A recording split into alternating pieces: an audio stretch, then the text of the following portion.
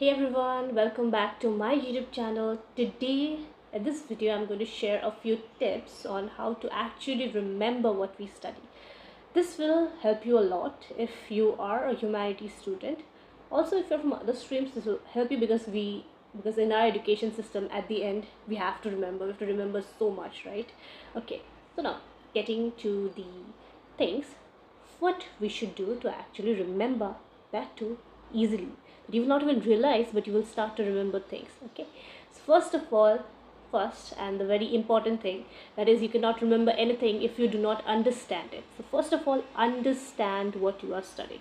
It is very important to actually understand what you're studying, because if you do not understand, you cannot remember it. Trust me, I don't know if someone has photographic memory or something like that, they remember everything, but no, to remember something, the first basic step is to actually understand it.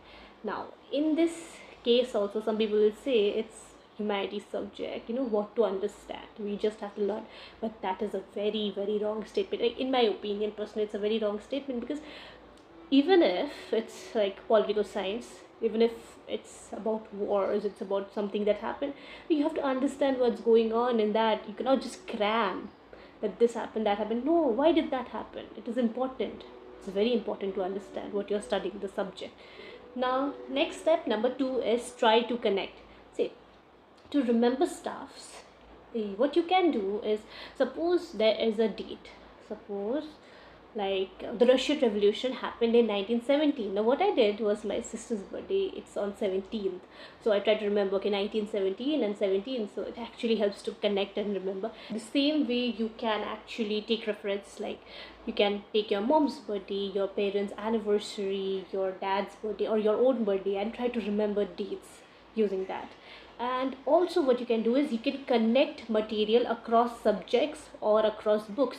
Like, see, let me take the date 1961. Now in 1961, what happened is, the NAM first summit, non-aligned movements first summit, was in 1961. At the same time, we also get to know in our India book that Goa was liberated in 1961. So if you connect like that, it actually helps you to remember that, okay, in this date, this happened, so I'll remember. Okay, now number three, active recall. See, what you can do is, suppose you've studied something, now you've left it, you're not studying anymore, you're doing something else, or you're on your way to your school. So what you can do that time, you can try to remember, okay, this is what I studied yesterday, I'm remembering this much. It might feel worthless at that time, but you will actually end up remembering. If you actually pressurize your brain into remembering or into recalling, it will help to store that information for a longer time. And then number four is revise. To revise a lot, especially if you're a humanities student, you have to revise a lot. Everything that you'll study, you have to keep on revising till the point it gets irritating. That's why I say, use different resources for revising, like rapid revision or MCQ videos or your notes, and make it more interesting. But you have to revise again and again, so please revise.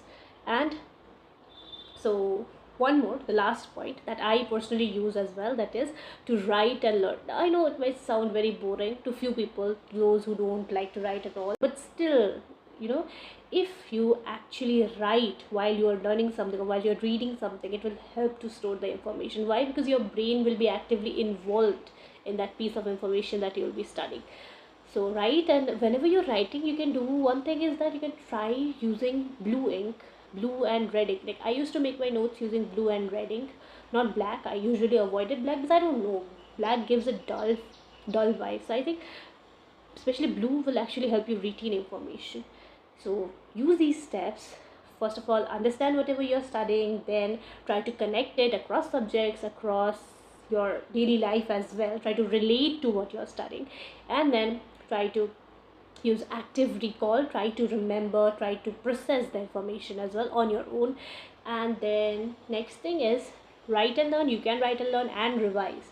Revision is the most important thing. Okay, so these are a few steps how you can remember. Actually, these things will actually help you retain the information for so long that I think you'll remember it for a very long period of time. You see, I've passed my class 12. It's been 3 months already, I think. And I still remember that 1961 Nahum happened, 1917 Russian Revolution happened, that 1919 we had Jallianwala Bagh. There are some dates that will always stay with you. Why? Because we keep on repeating those things, and our brain ends up, taking it as something that we must remember.